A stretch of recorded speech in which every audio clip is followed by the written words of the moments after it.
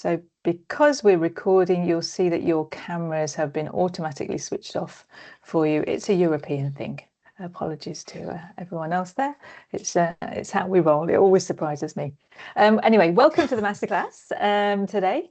This is the 5th in our series. I should say we're speaking on behalf of or with from the organisation Lifelong Learning Catalyst, which is a Dutch organisation which does exactly what it says in the name. It's there to catalyse the lifelong learning system across the Netherlands. And really part of that, a big part of that, and where it emerged from, is this idea that we'll be transforming the public educators and enabling people. Actually, we won't be doing that transforming. We'll be enabling universities, vocational education providers to adjust and adapt to the lifelong learning frameworks and drivers that society needs. And so this kind of idea today around metrics and how do we measure what we're doing, how do we understand what we're doing, is really a big part of that. We are, what else do I need to say? Emma and I, who's off the screen at the moment, I'm sure she'll pop on it in a tick. Emma and I sit with the International Insights team. And our job really is to go out and look at what's happening with lifelong learning and other things around the world and say, hey, this is really interesting. There are themes popping up here and there, which are kind of, we all have challenges or ambitions around. So let's bring our learning together. Let's bring our ideas and experiences together and see what we can learn from one another with that. So hence today we have a lovely diverse group of people from around the world, and hello to our audience as well. Audience members, I'm so sorry that we can't see you or hear you, but we have got a chat function, and it would be super duper if you could say hi and hello and just kind of bring yourselves into this virtual room as well. So hello to everybody tuning in from wherever you are in the world, and we really welcome you all. So I'm just going to go around and say a quick hello to our panelists. Hello, YM. I don't know what your name is. Anyway, hello, hello. Good morning, everybody. Good morning, good evening, good afternoon. I'll go a quick round to our panelists and just say hi to everybody. Alexander, you're on the top of my wonder wall, so hi to you. And I'll unmute myself. Good to be here, Chet. Brilliant, lovely. And you're sitting in the Netherlands, I believe. I am in the Netherlands, yes. I work for the LLO Katalysator. Super. Great, thank you. And I've got Thierry on my wonder wall next. Good evening, good morning to everyone. This is Tere from New Zealand. It's lovely to be here. Thank you, Joe. Thank you, Thierry. And Billy tuning in from, where are we tuning in from today? From the UK, I believe.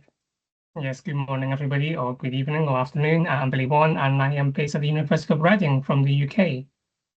Thank you, Billy. And over to Alex and then to Eric. Hey everyone, I'm Alex. I'm the CEO of the Victorian TAFE Association, and I am, it's about 4 o'clock in the afternoon where I am. Quite a chilly day in Australia, would you believe?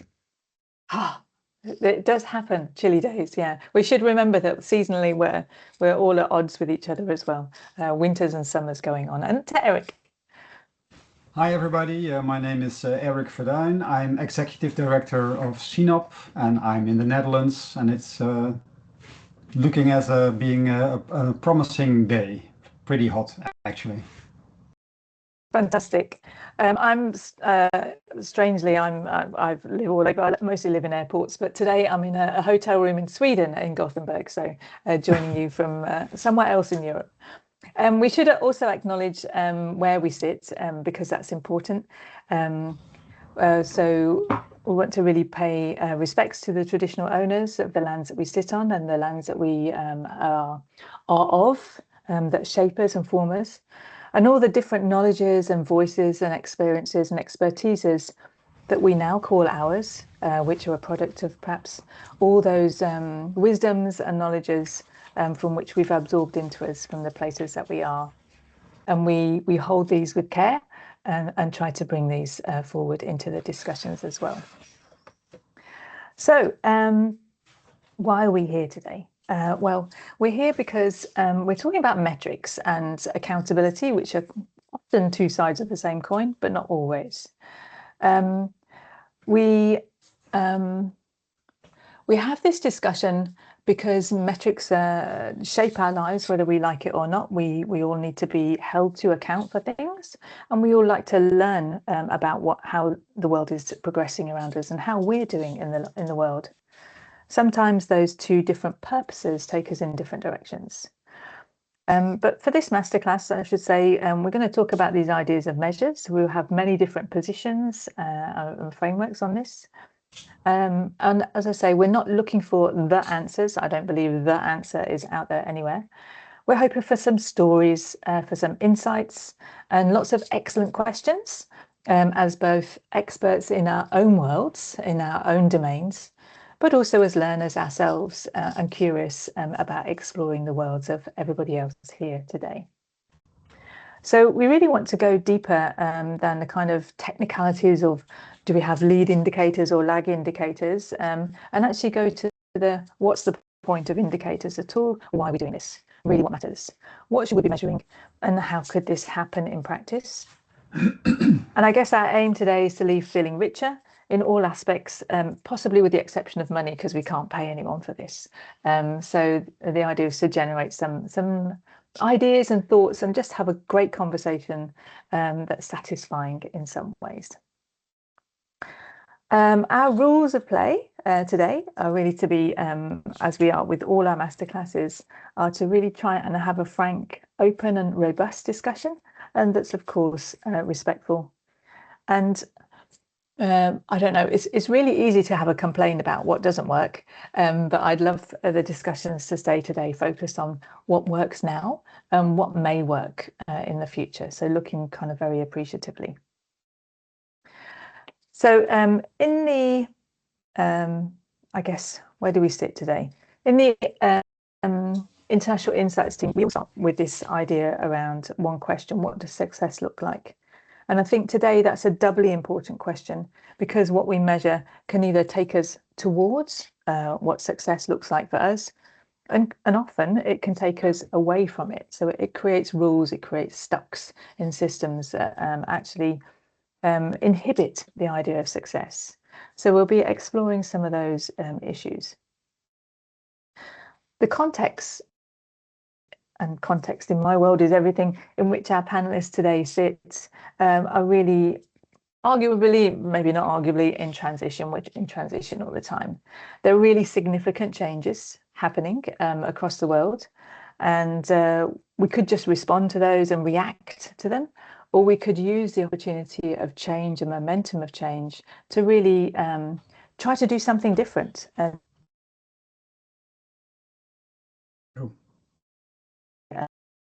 Why we might want to do what we're doing. Maybe reshape how we track that progress towards what matters as well. In Australia, transition is happening in many ways. We're hearing a lot about tertiary harmonisation. We're hearing a lot about the fledgling ATEC, the new body, Australian Tertiary Education Commission, which sits alongside many other regulatory and oversight bodies, and will have a new role, which will undoubtedly all start to feel and are feeling. We're also looking at the expansion of fee-free TAFE, so the idea that vocational education and training is at no cost to some in some areas, and how that's expanding and what that's doing. In New Zealand, you started the year with a brand new tertiary education strategy, which provides a new direction and some significant shifts, I think, in how we understand what's happening between vocational education providers and universities, and also the direction of travel and what education is for. Mentioned in there are some new ideas and some exciting ideas around how we measure that, and in particular distance travelled, which hopefully we'll get onto in a bit. England has many different things going on, lots of mergers happening in the university sector, a further education sector that was the vocational education sector, which was ignored and defunded dramatically for years and years, which is now getting a bit of a resurgence. And for the university sector in particular, a significant shift in the funding environment as they move towards what we're calling the lifelong learning entitlement. So funding not based on time served, but based on the modules and the how you would like to learn in smaller chunks rather than just big blocks. In the Netherlands, many changes happening. And I guess today for us, what's really significant is this national endeavour to drive the various green digital demographic transitions through lifelong learning and what that means for skills, for citizenship and for labour mobility. With all this, what role do metrics have in shaping fairer and enabling and still credible and valued education, and specifically continuous, flexible and lifelong development? What should metrics do, for whom and how? And these are some of the big themes that I hope we'll get to in our discussions today. So that's enough from me. I think for today, I'll start with asking quite a big question to open us up with, and it may be the only question we get to, but let's see how we go. So I'll go first to Alex and then to Terry. The first question that I'd like to have a think about today is, what does success look like to you in your world when metrics are working really well? When the measures are working in the favour of whatever that success is? What's happening? What are people doing with the information, the insights that we gather? And which people are thriving in that world? It's a big question. Go for it in any way possible. And I'll hand over to Alex. Thanks, Joe. It is a very big question, very philosophical, really. I think in Australia, and certainly with the Victorian TAFE Association, we see a big part of what we're trying to do and what our institutes are doing is to improve social and economic inclusion. So I'd say that one of the key things that we need to be measuring, or not one of, but the key things that we need to be measuring are how do we know whether people's social and economic inclusion is being improved. I think one of the historic things in Australia, probably all around the world, is that there's been a very big focus, probably an unhelpful focus on completion rates. So in Australia, the main thing that the funding central agencies look at is what proportion of students who start complete their qualification. And that over the last sort of 5 years, probably longer, has really become quite a blockage to thinking about what TAFE and vocational education should be doing and whether it's succeeding. And in Victoria and in Australia, for instance, we've got headline figures of completion rates at around 50%. So only half the people who start their vocational education complete their vocational education. It's actually slightly less for higher education at our universities. So I think it's about 56% for TAFEs or 55% for TAFEs, and it's about 52% for universities. But we never talk about it for universities. We only ever talk about it for TAFE. So maybe we'll get to it a bit later, but one of the things that's been happening, the VTA has just put out a report looking at employment outcomes as an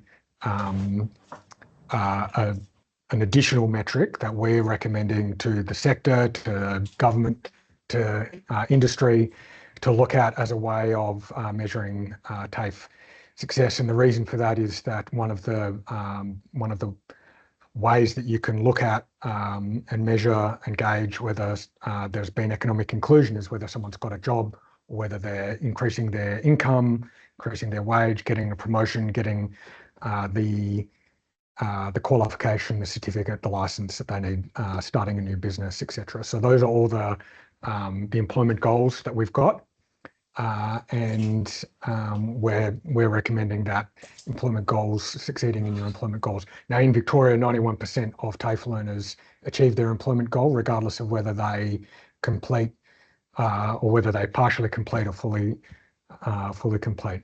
Our Jobs and Skills Australia, which is a big national quasi government organisation that does lots of research and also qualification reform.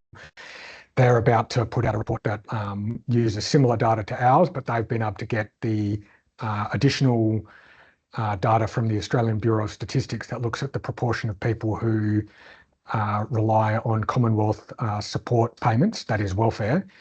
And their research, and there's been a media release put out that's got some of the top line data, and they show that doing a vet, getting a vet qualification, vocational qualification, significantly reduces your reliance on Commonwealth welfare support payments.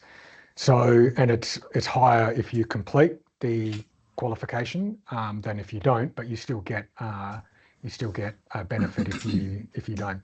So to answer your question, I guess, how would we know whether we're succeeding? There's two examples. There's the one that the VTA has put out there, which is just, I guess, the economic inclusions, getting a job, increasing your employment prospects. And then there's another one, which is, I guess, more of that kind of social inclusion, and also it's a hybrid, I guess, social and economic inclusion, which is also your reduction in reliance or, getting out of welfare. So I guess I'll proffer those two metrics for the group to have a discussion. No doubt there'll be other ones out there. They're two that are currently out there in Australia. Of course, the completion rates is the one that's hanging over all of our heads, and that's the one that the central agencies, the Treasury, look at. And because it's so easy for them to understand, they're really over the last couple of years have indicated they're not that interested in looking at other measures or trying to understand the nuances of why the completion rates are that number. And I just did give you an example of the challenge that we've got in Victoria. We're the only jurisdiction in Australia for our completion rates that includes corrections facilities. That is, people who are in jail are able to do vocational training. And if you move correctional facility or you are released, then you haven't completed, then that counts as a non-completion. Even if you continue your training at another correctional facility, or once you're released and you're on remand, or you're on bar, whatever it is, or even if you don't, but you're rehabilitated and you're go back into the workforce or do something or start your own business, whatever it might be, you're counted as a non-complete. And from Treasury's perspective, that's a failure. Yeah, harsh. So we're losing the richness. So it's not just what we pay attention to, but it's what the people with the money, and therefore who have an undue amount of power in the system to change things, pay attention to, and how that story plays out in the media and to publics and everything else. So, yeah, I don't know. I'll just sort of say that how it plays out is that in the media, and what the Treasury say is you have a 50% completion rate, and they only say this for vocational education. They don't say this to universities. And I should say that some universities in Victoria are my members as well. So, but they say you're wasting half the money. You get 50% completion rate, so you must be wasting half the money that we give you. And which, and once again, they're just very uninterested in exploring the nuance of that, or in the fact that we've got activity-based funding, which means that we only get funded for the training that we deliver to people in the classroom, or in the, if it's an online course, whatever. Yeah, yes. The stories that play out, and I guess those stories really affect people's choices. And if we bring learners back to the centre of this, it may have been success on your terms, but if the government's counting you as fail, and you're seen as going to a failing place in the media narrative, then that has a huge impact on everything that you're doing, and life chances afterwards. Thanks, Alex, for opening us up. I'm going to move to Eric, also because you have a strong linkage to the vocational education sector. I'll shut up. Yeah. Thanks, Joe, and thanks, Alex, for your opening remarks. Very fascinating example from the correctional facilities. And it shows how important it is to shift from dashboard-focused thinking towards more meaningful metrics, if you ask me. For me, success has almost nothing to do with the dashboard itself. I've seen plenty of beautiful dashboards nobody acts on. And success to me is the moment a number changes a decision. And then hopefully the right number and the right decision, and not in the way Alex just told us about opinions like you've wasted half your money if only 50% completion rate is there, looking at the wrong numbers actually.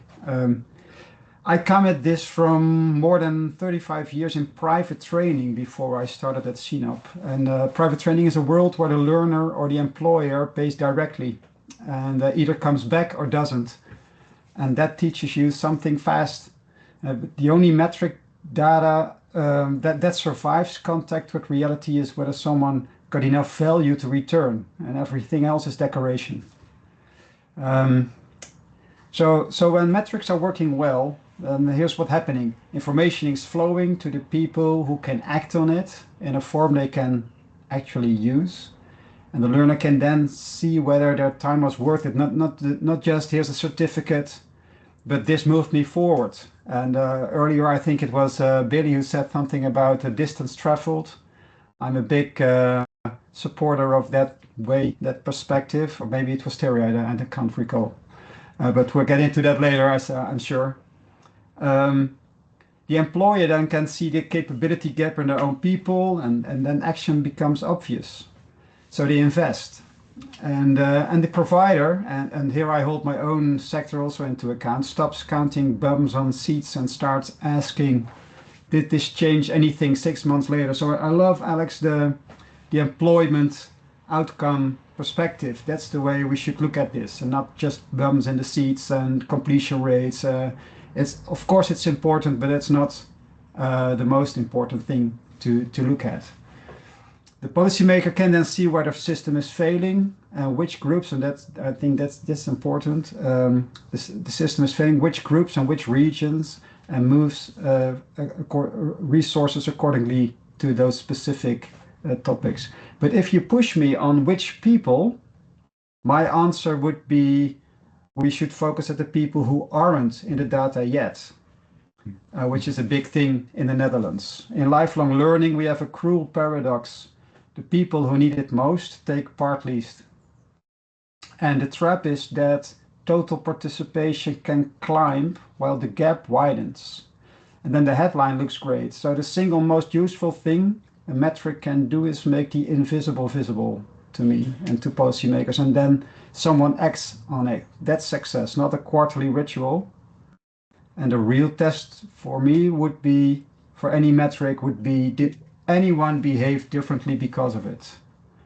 That would be my perspective on this question. Great, thanks, Eric. I think, that really, what do we pay attention to, and what are we blinded by when we use metrics? Alex gave a good example of what we're missing from the TAFE perspective, and then, who are we missing? What are we missing out on? And how do we know what's really working well and what's not, what's failing? So where can we pay attention to, and what can we do something about? So I guess if metrics are not enabling wise decisions and good choices, then what are we doing them for? Thanks, Eric. But success is making the invisible visible. Over to Thierry. Thank you, Joe, and thank you, Alex and Eric. In some ways, I kind of want to say I'll just follow your examples of what you just gave, but I promise I will try and build on it, because it is a big question. Because when I first looked at this question, the first thing that popped into my head is that when metrics are working well, they're actually shaping behavior. Because if it's not shaping behavior, what is the point of the metric? We also know that metrics, broadly speaking, will be used by different people for different purposes, but also for us as institutions or as education providers, for me, it always comes down to, does it actually improve learning for our students, for our learners, for where they want to go in the future? But also recognizing that metrics are not a singular. Metrics have to be a combination of things, and sometimes I think we try and oversimplify it, which is why, similar to what Alex had mentioned, we tend to get these very arbitrary metrics like qualification completions because it's an easy thing to measure. Is it useful? Probably not. But it's the sort of thing that people tend to benchmark because lots of countries do it. So we just adopt what everyone else is doing without actually taking the time to take a step back and go, does this actually change the behavior in the way that we need it to, or is it creating adverse behavior because in actual fact we're incentivizing behaviors that are not necessarily helpful for anyone? So I guess from my perspective and from the way that Massey University looks at things, I tend to look at things in three broad categories, but they're all done simultaneously because you can't have one without the other. And I guess broadly speaking, again, the starting point is always around our learner, because I think the metrics need to be helping our learner understand the progress that they are making along the way in a really clear and confident way, so that they know not just when they're finished, but actually how far they've come.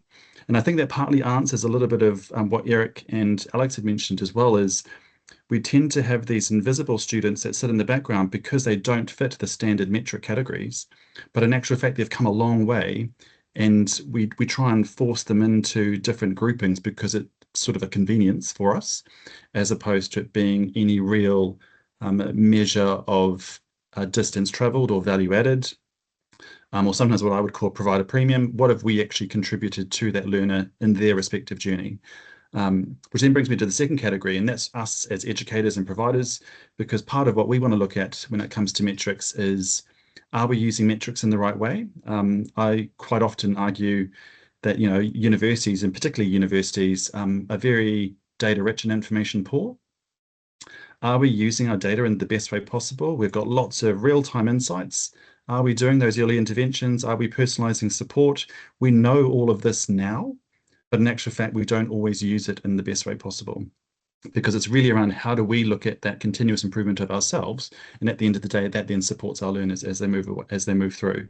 And that also touches on your earlier point, Joe, around it shifts us away from lag measures, because those lag measures are really too late to actually make any difference. So how do we make sure that we can consider those up front? But then the third category is, again, partly what we're talking about now when we look at policymakers and funders, because at the end of the day, if they are focusing on these arbitrary measures purely because it's simple and easy for them to make decisions on, actually what we're trying to talk about now is how do we create a set of metrics that are much more about providing them with a complete picture of value. And those complete pictures are not based on qualification completion or course completions or even retention. But it's much more about the contribution that's been made along the way. And Alex, we're in a similar position in New Zealand as well, that we've just released our tertiary education strategy. It's very heavily economically driven, and it's also very heavily linked towards return on investment. And it's one of the pieces that really shape a different type of behavior to what we have experienced in the past. And in actual fact, I think it's going to move us in a direction that's, to a certain extent, institutions could gamify how they then try and make their own institutional measures fit the mold. And I don't think that's necessarily what it was designed for, but it's likely to be what some of the intentions will happen underneath it. So, if we're going to be looking at how we can support our policymakers and funders, it's about giving them better information up front, but also giving them the confidence that we don't just have to follow a cookie cutter approach where we're all following the same metrics, and maybe sometimes some of us just need to be the leaders in that space, and then others might follow us in terms of having a stronger way of being able to approach it. But I think what this also means, though, in the broader outcome, is that metrics move into more of a feedback system and not a compliance system. Because I think at the moment, the way the metrics are really used is very compliance-based, as opposed to the feedback that we can get throughout, by all means, looking at our numbers, looking at our performance, looking at the value that we're adding, allows us to constantly improve. And we have to stop being fearful of having to improve along the way. But that's what I think successful metrics will look like in future. Great, thanks, Terry. Yeah, fully into that. The idea that we default to doing what's easy and what's convenient, and it's often the thinnest thing to do, and gets us into that cycle of misperceiving that there's a cause and then there's an effect, rather than there's multiple conditions which contribute to whatever the outcomes are, and losing that richness. And then to your point there, if the measures are working, if metrics are working, it's not just taking the measures, it's not just having the data, but it's using them to do something very useful for all the people in the education arena there. So they should do something, and they should shape behaviours. They're going to shape behaviours anyway, so let's get them shaping things in a way that's helpful to everyone there. Thank you so much. Billy, over to you. Thank you, Joe. I agree with a lot of the points made already, so it's going to be a challenge to try and build upon what's already been said.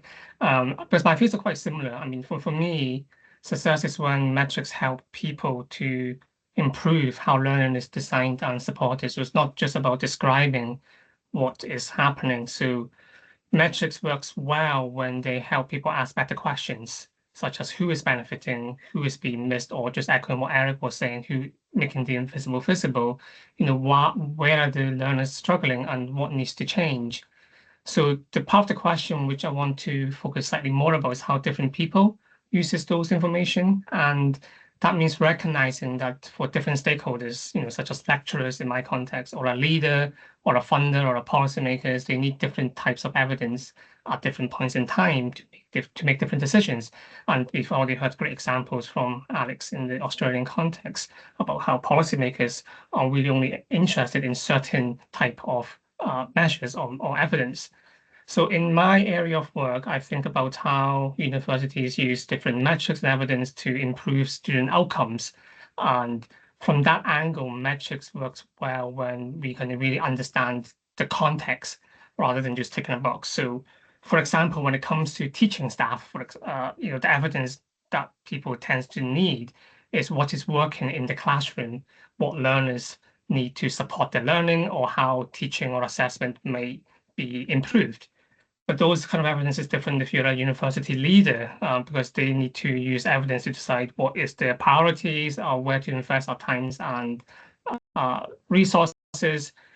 For policymakers, funders, as we've heard already, there is a tendency to focus on certain targets, but I think evidence is much more useful when it's helping them to understand, what is actually helping existing learners succeed, but also what are the barriers that are preventing people from achieving what they can. So for me, very similar to Terry, it's about changing the behavior. Metrics are working well when they lead to better questions or better conversations. So if metrics doesn't lead to us thinking about how to change for the better, it may be measurable in many ways, but it isn't as useful or meaningful as it could be. So that's my 2 cents. Super, thanks, Billy. So again, the idea that metrics need to do something. They're going to do something anyway, and are they helping us ask the better questions, which enable us hopefully then to do something with those questions? And I think that it's probably beyond the scope of this session today, but in my worlds, if we've got many voices looking at the different many types of informations that are coming to us and really testing them, robustly having a dialogue around what those mean, then we've got the opportunity to actually shift things the next cycle round. So the dynamic aspect of measures and metrics are not fixed in time forever and ever, asking the right questions there. And that idea again of making the visible invisible. Before I go to Alexander, just before I jump in, before I go to Eric, just to mention not just the invisible around our learners and what's happening, but talking to University College Cork's one of their senior leaders a couple of years ago, and him bitterly complaining about having to 30% of his expenses now were on the wraparound support needed to enable learners to be at their best. But that's not counted anywhere. If you spent 10%, if you spent 50%, it's not going to show up in what's counted, because again, it comes back to completion rates, not how much distance those learners have travelled and got to that place. To Alexander, and then I'll come back to you, Eric. Thank you, Joe. Thank you, everyone. So what fascinates me is that we're from all parts of the world, and that there's so much recognition. I spent a large part of my career working for government, I suppose, being one of these people who ask these questions. And I'm going to say something which I haven't prepared for this question, but just in response to what's being said. So what I really like is Billy said, helping understand. I think it was Terry, you said we want to measure pictures of value, contribution along the way, understanding nuance. So, I mean, I remember being a civil servant and sometimes feeling like a walking money bag almost. Everywhere where I came, people wanted me to, so I had all the money. I mean, obviously I didn't have all the money, but I had to sign off on it. And then there was that sense like, why don't you just give it to us? Because we are the experts, we know what to do with it. Whereas there is that sense where it's actually quite a good idea in a way to be held to account, and how do we use it? So, and in that, I think that notion that so the one thing I take away from this for us also at the Catalysator is what we've been doing over the last years. We've been building up a network. I think almost every institution of tertiary education in the Netherlands is in it, where we have well over 100 projects running all over the country now. And we did use money to sort of get that going, right? And when I look at that, it's a really cool network, but it is not automatically a learning network. And what we said, all of us, is we want to be a learning project. And we got the okay from the funders to say, okay, you can learn, you can start measuring progress. But what we also did is we asked all these 100 projects to make a plan that was then subsidized to be implemented over a 4-year period. And I think there's a real tension there. When you ask people to come up with a plan, when you want to be a learning project, then basically what you're measuring is, did you do what's in the plan? And then after 5 years, you can say, did you do what you were planning to do? And therefore, the subsidy is okay, as opposed to somehow measuring movement. And I think that is what we are looking forward. When we move forward, we're looking at ways of, and I think it's been said, much more that sort of leading indicator along the way. Can we somehow do this in much smaller steps? So there's not a big plan for a big subsidy. We find the smallest things we pay for, like the 10,000 or 20,000 euro projects, often the insight where there's something that changes, but we can no longer feed that back into these projects because now they have to fulfill their plan, right? And that is the metric that's being used. So any way in which we can be a learning project working in much smaller batches in a way, somehow find funding to be continuous so people know that they can, have a job, but we can also change all the time, and somehow find a funding framework where we almost teach the civil servants to use different metrics, because that's also a useful way of saying this is how actually public money is being spent usefully.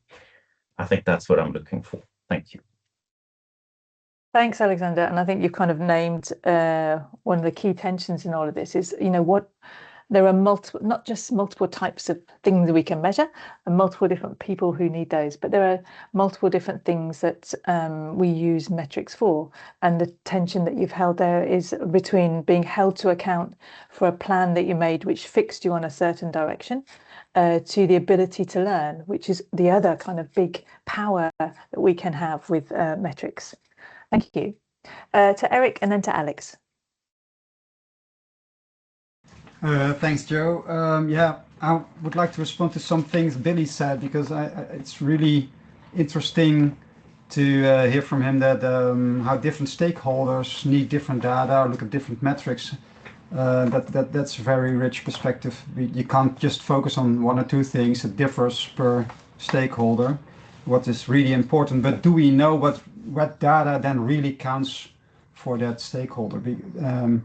Because like Alex said, employment completion or employment outcomes are more rich than just completion dates or anything like that.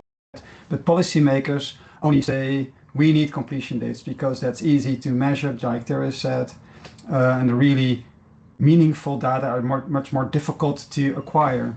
And I have an example of that, because the dropouts in vet education in the Netherlands is a very interesting group. We've spent millions during years to keep dropouts from dropping out, and it's not really successful.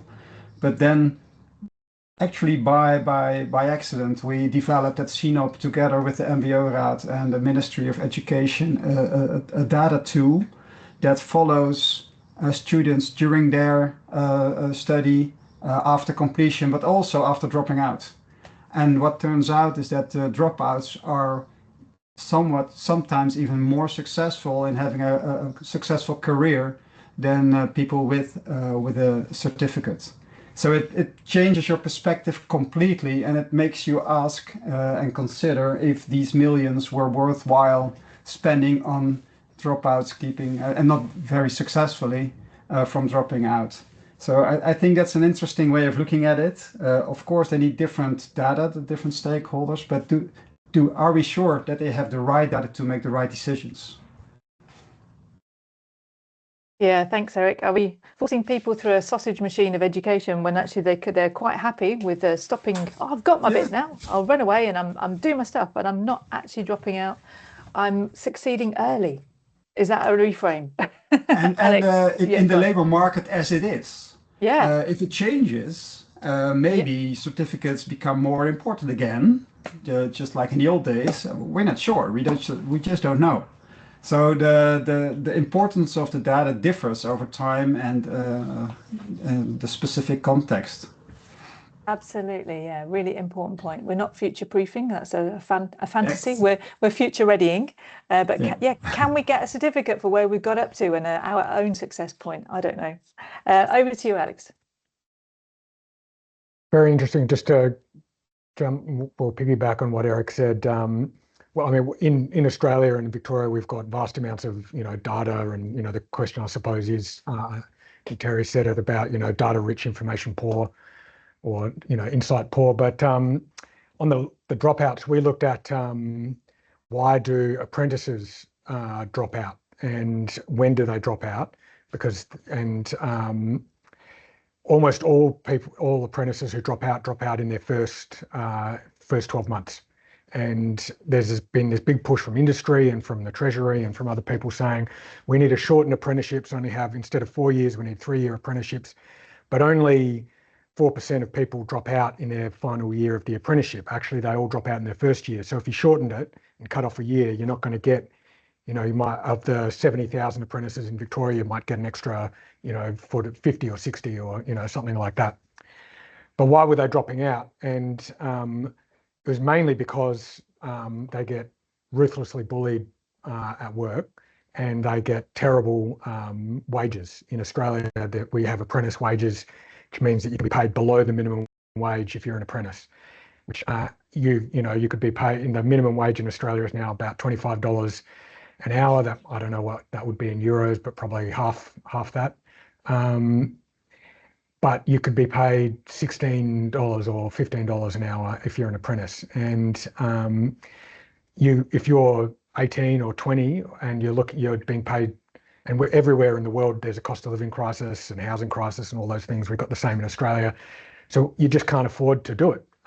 So people would drop out and they'd get a unskilled labourer job and then instantly earn double what they were getting paid as an apprentice. When we introduced in TAFE, and so it just wasn't TAFE. TAFE was not, related to being able to impact at all, really, why someone would drop out. It's all in the workplace. But when TAFE started introducing literacy and numeracy as a prerequisite and introductory for apprentices, we saw a big spike in step change in improvements for that first year, continuing first year apprentices. And in Victoria, in Australia, about 13% of people can't read and write. And that is a big barrier for you for, all the things that I was talking about right at the start, social and economic inclusion, but also for you to be able to do plumbing, electrical, or any of the kind of apprenticeships. So really, really big across the board in every type of apprenticeship, whether it's, doing a chef's apprenticeship, hairdressing, electrical apprenticeship, they all just went up, skyrocketed when we introduced literacy and numeracy about 2 or 3 years ago. So that is a really big thing in terms of the dropout and sort of using, what kind of behaviour change or policy change can you get. I think just on the small steps, I think I think I understand what you mean, but I also think that there's a really big role when you're looking at reform to take the kind of big bold steps. So when free TAFE in Australia, we've got free TAFE now. Victoria was the first place to implement it, and now it's nationwide, funded by the Commonwealth government, but originally invented first introduced in Victoria. And it was originally proposed as first year free TAFE. So just your first year doing free TAFE. And then we asked, well, hang on, how long do most people do TAFE for? And it's 18 months, and so or less, 1 year. And he said, well, why not just make it free, like completely free? So big bold, and it was suddenly like went from first year free TAFE to fully free TAFE. And then also we just sort of removed, after 3 years of doing that, we said, actually, we want people to reskill and upskill, even if they've already done a qualification. So we removed or broadened, like dramatically increased the eligibility requirements. So suddenly now I recently was talking to a woman who was returning to work after 5 years out of work because she'd been looking after her kids. So she'd gone on parental leave. She had a university degree, and then she did a free TAFE course. It completely changed her whole career.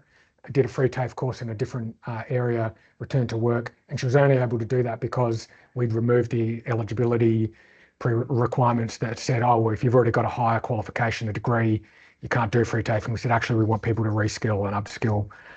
Final thing I'd just say on the kind of metrics, and I think, Terry, you talked about in New Zealand, and many commiserations for your not fantastic government that you've got there. That sounds pretty horrible. We got rid of ours that was very much like yours. The return on investment, like the governments don't make, that metric is return on investment to make a profit. So that is it blows my mind that a government would have a ROI as some kind of metric when you're talking about public good and public, the governments don't and can't make profits. And we're talking about what is the purpose of public training, public institutions that are delivering a public good. And we want, governments want a trained workforce for its economy so that there can be healthcare provided, that we can have, bridges built and hospitals built and nurses, as well as, a thriving private sector. So it seems to me that the ROI would be a very good metric for an employer to use, to what Eric was talking about, of returning, employers returning to their trainer. But that doesn't seem like it would be a very sensible metric for a government when there are many other metrics to be measuring the value, the public value of the amount of money that you're spending, particularly where you've got a unitary government. You don't have state governments. You're the currency issuer. All of it seems very silly to me. Thanks, Alex. Billy, you've got some nodding going on. I'd like to bring Billy and Terry your perspectives on this conversation so far in terms of, the changes that we can make in order to have richer and more useful metrics that change behaviours and change decisions. The critique of return on investment, I think, to go off on a little bit of a side tangent, I'm hearing now that big employers, particularly in Silicon Valley, are perhaps less or also looking at distance travelled. When I was noodling around trying to look for, who's talking about distance travelled, it's actually employers. They care less about the qualification and more about what did you do to get to where you've got, and that tells me what skills you've got, what attitude you've got, and how like you are to thrive and seek to thrive in my organisation. So I think there's also a shift in beyond just about the money to in the wider employment sectors.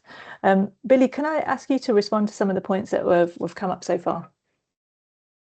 Yeah, I think one of the points I was thinking, I think goes all the way back when Eric began the conversation, is what counts as success, and I think inevitably, as I was saying in my first response, it depends on what positions you are stemming from, and I fully appreciate and understand that there is a value to big numbers in terms of completion, in terms of salary, but where I see a lot of value in where lifelong learning or metrics comes in is kind of tied into the question that which came up in the chat. It's about how can we rethink about the value of all those data that we are gathering, and a lot of my work is about understanding the experience and the journey, and some of those are not easily captured sometimes in terms of numbers. And I think when you were talking about the employer perspective around distance travel and the work of Terry in particular, it's actually quite good in a way that despite the fact that we do give a lot of emphasis around salary or completion rate, which is important at a high level, it is what has made the difference for the individual in terms of their journey. And look at the CV, for example, when people say they've done this, they've done that, and in the interviews, people do talk about what have you learned or what have you done differently, what are your central weaknesses. All of these do lean towards an explanation of the change, and some of these changes might not be linear in a sense that it's always up. It could be back and forth. What have you learned from this? So the way I'm looking at it is how can we potentially shift the emphasis around how we make sense of the evidence that we gathered? And a lot of that, unfortunately, is still on top. But from an organizational perspective, I think changes can happen in terms of valuing the journey more than just the end point. So I'm probably steering off already. There's been so many interesting things coming in already. I'm just trying to capture all my thoughts. But I'll leave it at that for now and see where Terry might be able to bring them back to make sense to everybody else. Brilliant. Thank you, Billy. That absolutely makes sense, but valuing the journey as much as or instead of the end points. Terry, over to you. Yeah, thank you. And sorry, I've been profusely writing notes to myself along this whole conversation, so apologies if I go in lots of different directions. I think the starting point for me is, if I again rewind a little bit, a big part of this conversation is asking ourselves the question, are we adding value? And if we can answer that question, that's what then links us into metrics, because metrics is really just a way of us being able to measure what that value might look like. And I think, Alex, when you were talking about ROI or return on investment, that's certainly been one of the conversations we've had a lot in New Zealand. One of the arguments behind it is, yes, we are looking at using taxpayers' money, and how do we make sure that we can let taxpayers know how we're using their money in the best way possible? But at the same time, how do we also nuance it? And it's the nuancing part of what we're doing is it's significantly human. It's a social science and all the different aspects, and that we're not going to have those really hard measures that are going to be a pure return on investment that you'd expect in a corporate world. But it's taking on to, or it's exploring the considerations that we need to have around all the complexities that life brings. And again, just to throw in an example, I've recently been working with one of our students who took 14 years to complete his degree. He was a firefighter, changed jobs multiple times, had a family, moved countries. For all intents and purposes, an absolutely brilliant graduate. He did complete his program. It was amazing. But from a metrics point of view, if he hadn't have completed in 6 years, he's counted as a non-completion. Because he wasn't retained year on year, he was also given effectively a red flag throughout the journey. And I think what sometimes we forget is that these metrics are designed to tick a box. And I think this is where that compliance question comes up, is it's ticking a box from a compliance point of view because they need to evidence how we operate on an annualized accounting cycle versus how do we then reconcile that with someone's life. And at the moment, it's not as easy as just being able to adopt one to measure the other, because they're completely wholly different.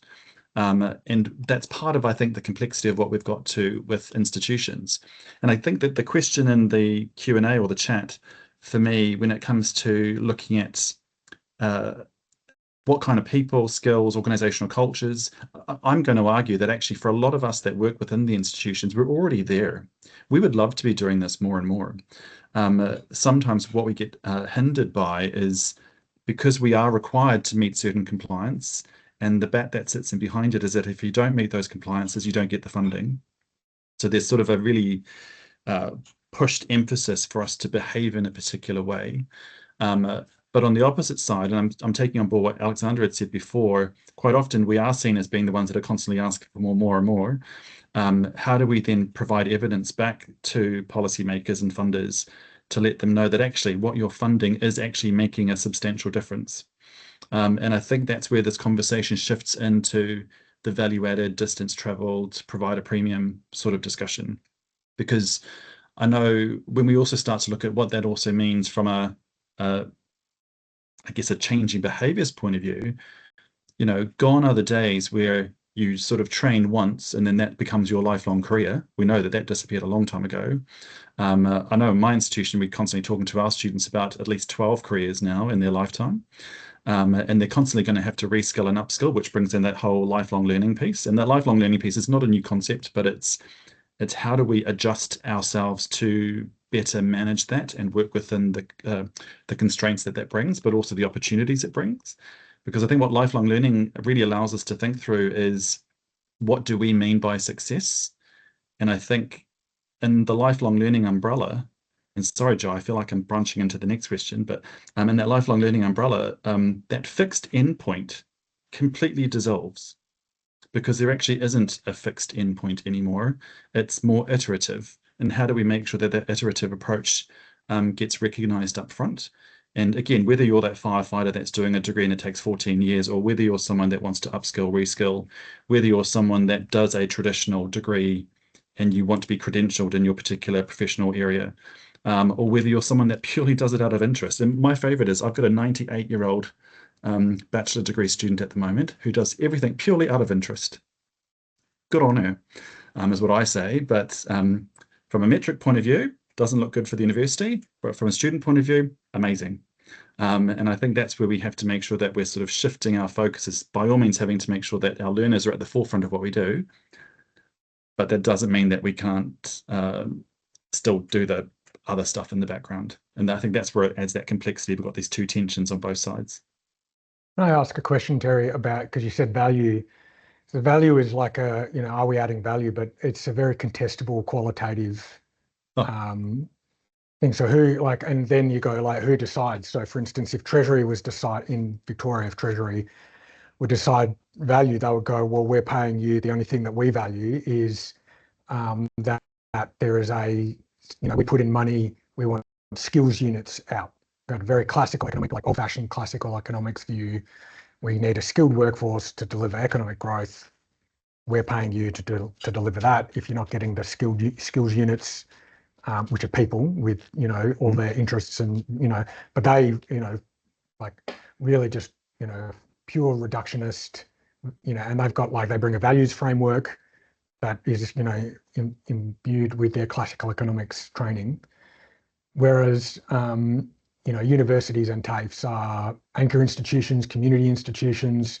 They provide all kinds of social community value that can't be measured, or can't or shouldn't be measured, or maybe it could be the happiness index and all those kinds of things. But so who decides that?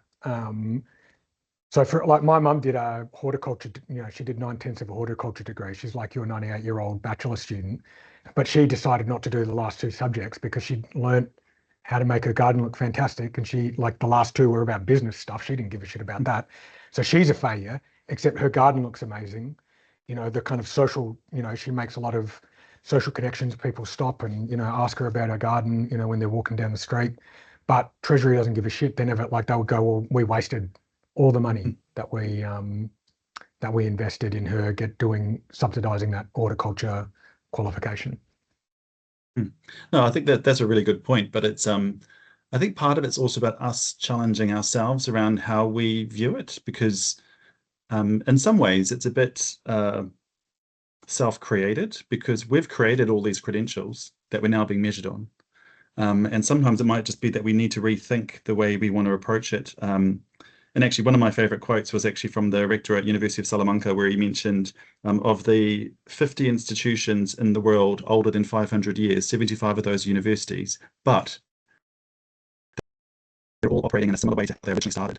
And so I think sometimes we need to think to ourselves going, well, if we've created all these credentials that we're now measured on, are there other ways for us to rethink and to modernize to contemporary, or having a slightly more contemporary approach to the way that we look at what we do, for exactly the reason you've just mentioned, because it's the binary outcomes that we've constantly been measured on could shift to more of a progress measure if we just change the way that we structure degrees, as an example. Should it be a credential as a degree at all?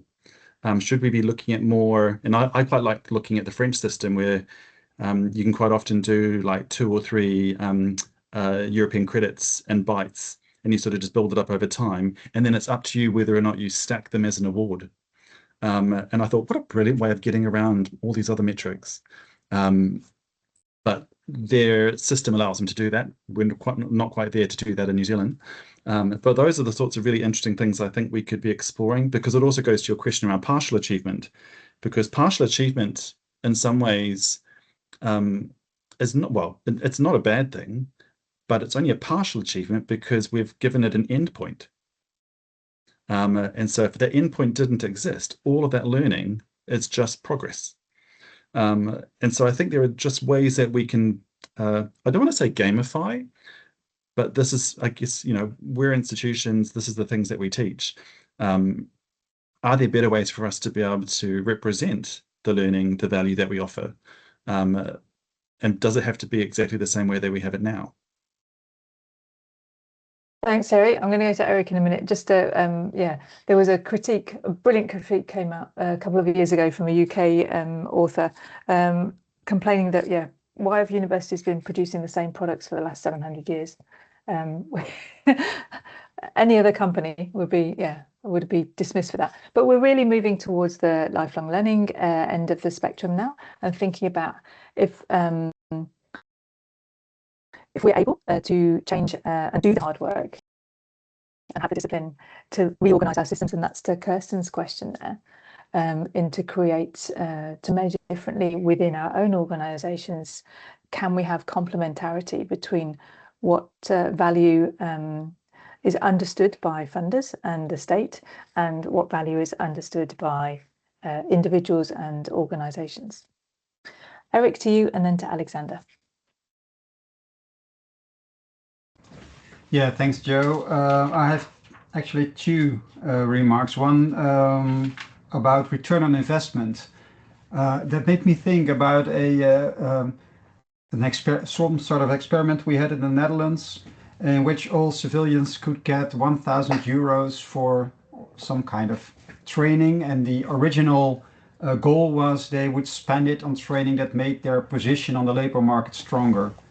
But somehow all kinds of training was involved, and you could follow a course in French, not because it made you stronger on the labor market, but because you wanted to speak French on your holiday, maybe a little more fluently.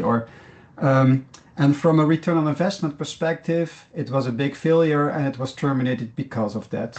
But during the experiment, I was my former employee, a private educator, and we did research on the learning agility and the effect on the learning agility from this experiment, and it was skyrocketing.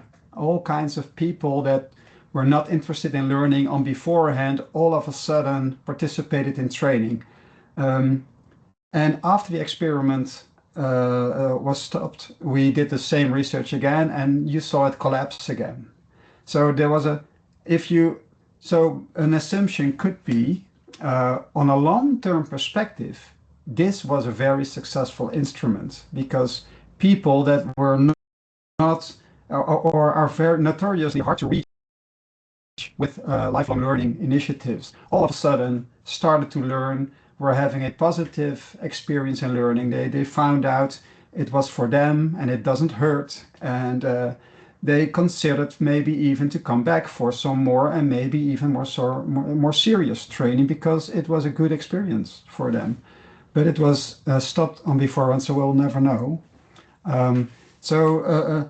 If you want to to get to have Treasury interested in this kind of initiatives. It assumes a long-term perspective, which is quite a popular thing in nowadays politics, if you ask me, in the Netherlands at least. So that makes it really difficult. But I think it's really, really needed to have that kind of long-term vision on how to develop our workforce. Otherwise, all metrics will focus on short-term goals, on is the money well spent right now in this framework of 4 years, and not how about 10 years after this. That's one thing. And on the other thing, what fascinates me is that there was the remarks of Terry that we are the universities that still work in the same way as when they were funded 500 years ago. We're talking about qualifications and certifications, and it moves really, really slowly. And in the meantime, in the Netherlands, we see that employers are developing their own ways of qualifications and certification.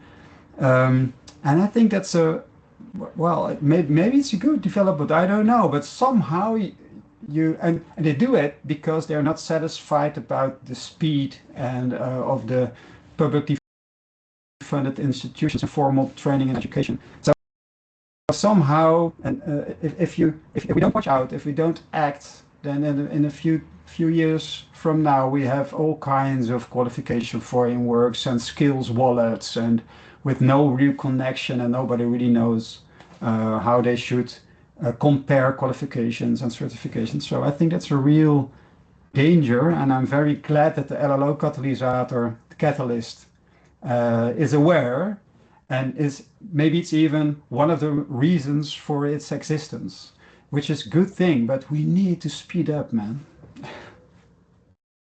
Alexander, there's a cue in for you there, sir. Yeah, I suppose I'm that man, right? Yeah, so just a short reflection on this notion that universities have existed for 1,000 years and haven't changed. I think if something is that successful, we need to cherish it and not radically change it too quickly, because it's survived so many different contexts. Maybe it's my age, but it probably means that they're doing something right. And I think that for us, we need to look at these institutions which have become so good at providing a standard product efficiently to young people, which is then measured by diplomas. And now we say we've got this whole infrastructure, and we've got this existing capacity, and we've got all this knowledge, and we want to use it, like Terry said, for 12 careers and to train and retrain, which basically means, I think, that inside those educational institutions, you look at probably doing a lot of what you did before, but it's no longer that sort of operational excellence at creating the standard product over and over again. And I think it was my colleague Ronald who said that maybe lifelong learning was a lifeline for these funded public educational institutions, because having to adapt to lifelong learners means that you need to somehow be more flexible, more individualized, find learning paths for individual people who all need something slightly different, which may not be like a standard product in a standard time.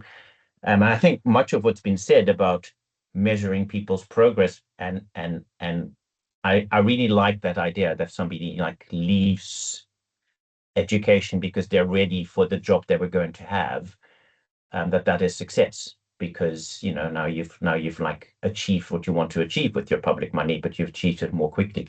And I suppose that goes really into the lifelong learning, where you think, what does this person need? And somehow I think in institutions we need to find ways of then standardizing that individualized progress and individualized production. It's almost like, what it makes me think of is business suits. So you look at Suit Supply as a company here. No, so a made-to-measure suit is the kind of thing where you go in and they measure you, and it's now much cheaper than buying a suit off the rack, which then needs to be adjusted to your size. And that whole production system has changed. But it obviously doesn't mean they actually make every single suit specifically for you. It means that there's sort of a little bit of a template that you can use, but that you can then adjust to individual people, and then you make that suit for them, have it produced quickly, and you can deliver it within a few weeks. And that whole turnaround in the way you produce things, smaller batches, flow through the system, there may be a lot we can learn from what has happened in other industries which had to adapt to that sort of individualized product. So that was my 2 cents on that. And I think, again, I mean, if we look at that, I mean, I would like to sort of add on that. If we look at the purpose, and it may be employability, and it may be contribution to society, and it may be a much broader measure of welfare. But again, I mean, we don't educate for the sake of education. So if we are looking at what is the purpose of lifelong learning, then again, in our metrics, and I think Eric brought that up quite well, we need to start measuring at what is our success rate in achieving that, as opposed to in achieving an education outcome in itself. And I think maybe we can take it from there a bit to see how we can do that. Yeah, wonderful. I think, yeah, if we're thinking about learning as a means to an ends, and which we may not have, which those ends are completely individualized, then what difference, how are people achieving those ends in their own worlds, on their own terms? And to Eric's point about the dashboard that came up earlier, you know, how do we know that, so that government in its biggest, without creating massive surveillance techniques, government has some idea of that and can understand the return on its investment, perhaps in those educations, and everybody else's investment. And we before I go off on a jolly, we've just talked about, we've talked extensively, I guess, about the financial investment in this, but real people are investing their time, and perhaps sometimes time is a more important or more precious resource for many people now than their money going in. You're risking your reputation, going back to school, doing all sorts of things, but we're all investing in different ways. So how do we reflect those investments as well? We've got just 15 minutes left. I'm squinting at my timer there. So I guess I'd like to end, kind of go around and just have a few thoughts from all of you on perhaps some of the opportunities that you've seen coming out of this. For me, I hear that's, yeah, stackable credentials are great for people, but maybe stackable metrics are great for governments as well. Maybe there's nesting of metrics that goes on. It's not either or, there's and both in this, an opportunity to add some nuance to what's happening there. That's my current takeaway on this. For you guys, what are you hearing that's possibilities? What are you hearing that's opportunities? And if nothing, if you scrapped all the metrics and got rid of them all, and you scrapped the whole cycles and could start again with a fresh sheet, where would you start? Whoever wants to take that first, because it's my big wobbling question again. Billy. Oh, I'll kick off. I've had some time to reflect and think. I think one of the biggest challenge, and I'm sure, you know, we've all talked about this already, around metrics and measures, is that they do prioritize numeric data over other forms of data. And whilst there is a value to that, I do feel and I do think that the more experiential data is equally valuable in many ways, especially when we're trying to understand the journey of an individual in terms of what matters to them. Now, we've talked about, you know, the importance for funders and policymakers, what are their objectives, but we also need to ask the question, what is the objectives for the actual individuals who is part of the learning process? So, you know, using examples already raised, you know, if the individual's purpose of going through a particular module or particular learning journey is to improve their confidence, is to feel better, is about knowledge, then that in itself is sufficient. So it's about how do we capture that. And in my line of work, and what I've been doing a lot is around qualitative research, using case studies, using testimonials, using portfolio data. So it's about trying to bring in other forms of data that gets the same type of recognition and acceptance. And this reflects a much broader picture around the value of different evidence, you know, data, especially quantitative data, tends to be much higher up in the hierarchy of value of evidence. But I think increasingly, especially in the university context, I do think that there's a strong balance where leaders are recognizing the value of different types of data. So I think the first thing to go forward is just to ensure that the data that we're using to support our thinkings and support our discussions needs to be more diverse, basically. And yeah, I'll kick that off first and then see what other things. Brilliant, thanks, Willie. A better diversity of data. So how do we value different types of data differently and equally? Eric. Yeah, I think that's Goodhart's law. It's called. If a measure becomes a target, it ceases to be a good measure. So I really like that perspective from Billy. If all metrics were removed, Joe, I think I would do 3 things. And if I could think of it all by myself, I'd flip the system, judge the system first by the people it reaches that it currently doesn't. That would be a great success factor for me, a really important metric. And second, I'd measure just like the perspective from Terry. I'm there with Terry.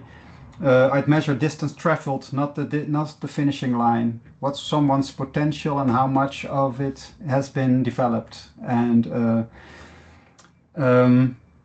third, I'd measure whether learning sticks and travels. Is it recognized? Is it portable? Is it still worth something a year later or in a different context, and not just the data course ended? So that would be my 3 main focus points. And just like Billy said, I'd build in proxies and trust and narrative signal alongside the hard numbers. Because I believe it's really important to get more rich data from qualitative sources rather than just quantitative numbers. Thanks so much, Eric. Neatly done. Terry, over to you. Thank you, Joe. I guess from my view and the thoughts of the conversation, because I've found this fascinating, by the way, and I'm also a very nosy person, so I'd love to know more about everything that you're doing. The big one for me, though, was around risk, because in some ways we want to make sure that from a risk perspective, when we talk about metrics, we want to avoid mismeasurement, is the only way I could put it, and how that could potentially lead to misincentivization. Because if we're measuring the wrong things, that also incentivizes institutions to do the wrong things. So again, that's that behavioral piece. And at the end, we want to design a system that's not just based on those likely to finish and more about those who have the most to gain, if that makes sense. So that was sort of number 1. Number 2 was also around, we have talked a lot about the financials and the implications around that. And I think that just comes about because a lot of it is very compliance based, or that's where it hits us, is from a compliance point of view. But also I think we can't undervalue the purpose of education, because it is not just about a commodification of education that gets you a job. It is about your research ability, the ability to reason and look at creative inquiry. It's about critical thinking skills and all the other components that actually just make you an even better human being. And I think that's sometimes the part that we miss when we talk about that real linear line between education and job. There's actually a whole bunch of other things that sit alongside it, and we just can't forget that in the way that we value what we do. But my last point was a bit similar to, I think, what others have already mentioned as well, that there is by all means the quantitative side that we can look at. There's also the qualitative side. And if we were to restart all of this again, part of it would actually be about having regular conversations with our learners. Ultimately, they are the group that the gain is going to come from. So what is their, I guess, their motive for entering into education, let alone what their starting point is and where they might end? Because it then allows us to look at, well, what are the capabilities that we're building? And a lot of those are not necessarily going to be measured through quantitative routes. What are the opportunities that they might have through that education? What are the contributions they're going to have in the short term, medium term, long term? And this is not just contributions for themselves, it's for their family, it's for their community, it's for their country, or globally. Which then makes me think around the equity features around who is this actually benefiting? because we don't graduate doctors to benefit themselves. We graduate doctors so that they can help medically support people all over the world. We graduate teachers, we graduate accountants, we do all these things. And so I think we also need to be thinking through who does this benefit? How is it actually going to be benefiting our societies? And that's where, in some ways, I would agree with our government around return on investment, just not the monetary side of it. It's more about the value that they're bringing into society, the nation, the world. So I think that would be my approach if we were to start again. I'd want to go back to some more of those complicated measures and avoid the more simplistic ones. Super, thank you. Alex, could I go to you and then perhaps to Alexander?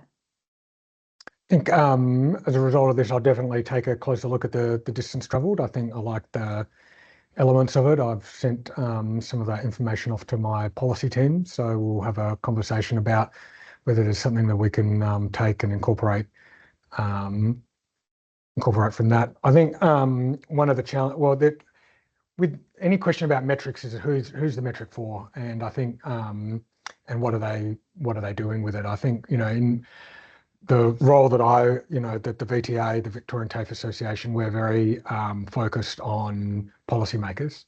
So but in our TAFE institutes, they have a million metrics that they're looking at, student wellbeing and all the different, how many hours, utilization hours, and loads of different kind of things to make sure that their institutes can run effectively. But from a kind of a policy perspective and the kind of discussions at a national and state policy level, the people who are ultimately making the decisions are people who are not experts in, and they don't necessarily need to be, like the politicians and their advisors, and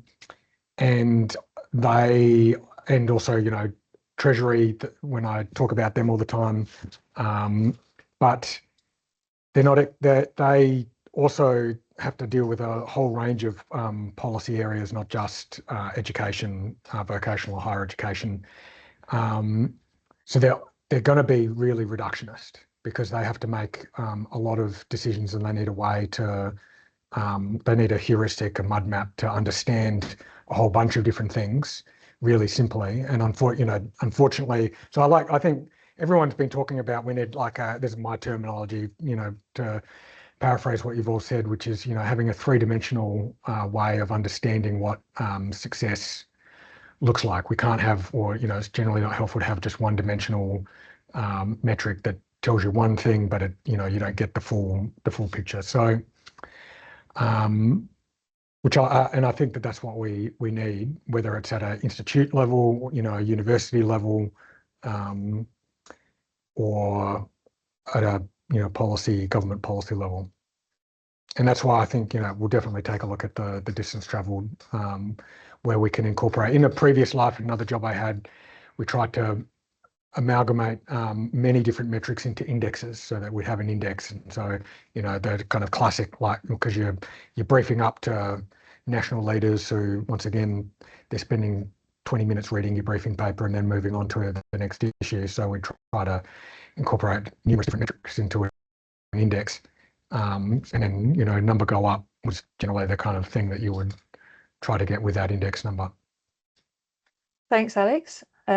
Yeah, I hear in there not only the need to be in conversation with our learners, but in conversation, perhaps in dialogue with our policymakers and our funders before they get to the crunch point of going, just give me the numbers. Yeah, excellent. Alexander. Yeah, I'm going to go away and think about all of this and everything I've heard. So for now, quickly, what comes up. I think so. One thing that really fascinates me, and I want to go about, away and think about this more, is we've got these institutions which have been around for centuries and are incredibly successful. We've got really good people. We've got existing infrastructure, got all this money. And what we've been talking about in a way is what stops this incredible system from achieving its goal, from things flowing through it and delivering the value we are looking for. And I think in a way, when I look at all our projects, that what I see is those things that our people in the project say are in the way, they're all for pretty practical things. It's often, it's not like a big thing. It's like things like, how do we bring different flows of money together, and are we allowed to do that? How do we facilitate in our ICT lifelong learning when it's built for a different purpose? How do individual teachers who try to set up a course find their way in the bureaucracy and not spend more time on that rather than on developing the course? So in a way, I think the metrics I would be looking for going forward are, how do we understand the inside working of the educational system, and where do we find the bottlenecks? Where do we find that sort of thing that we've all been measuring and be looking at, but we find a different perspective on it and say, oh, if we see it in that way, suddenly it helps us to see where we can take a blockage away and make the system flow for the people who work in it to, achieve those results. Because I do think everybody in it, everybody I meet is in it because they want to, not because they want to make money or have return on investment, but because they want to work in education and work towards a sort of their pupils doing better in their lives. So yeah, that's what I take away from this. Thank you very much, everybody. Thanks for all your inputs today. I think it's it seems to me that there's so many points have come out of here. The things that keep sticking in my mind from this is, one, how can we let the people who need to shine, the people who are doing really good work, that's our learners and our educators and all the people within the educational institutes that we have. How can we enable more people to shine within those? To Eric's point about who's excluded at the moment and why they're not coming in, and how can we help that? And it's going to be hard. We've talked about the easiest things being the numbers to look at and to measure. Some numbers have more power than other numbers, but the harder job is to do the messy work of bundling together different types of stories and different types of informations. And then finding ways to communicate and make sense of those clearly and with power to the people who've got the money and the people who can enable those systems, rather than to Alexander's point, we think of people as blocks, and there are problems and there are hindrances to what we want to do. But how can we work with the people that have big levers in the systems to enable them to pull those levers so that everything starts to flow and they can do a better job as well? Thank you so much, everybody. I hope you have a good night, those people in the other hemispheres that I'm in, and I hope you have a brilliant day ahead, those people in the hemisphere that I'm in. We'll put the recording of this up online shortly, and I'll at some point look at the transcript and start to make some sense of this. Thank you so much to our audience. Thank you, Kirsten. I think we partly answered your question. And yeah, lots and lots to think about there. We have one more masterclass in our series. That's in September. That's on learning pathways. So strongly linked to this, but from a different angle. Thanks once again. Thank you. Thank you. Bye, everyone. Thank you. Have a good one. Thank you. Thanks, Joe. Thank you. Bye-bye.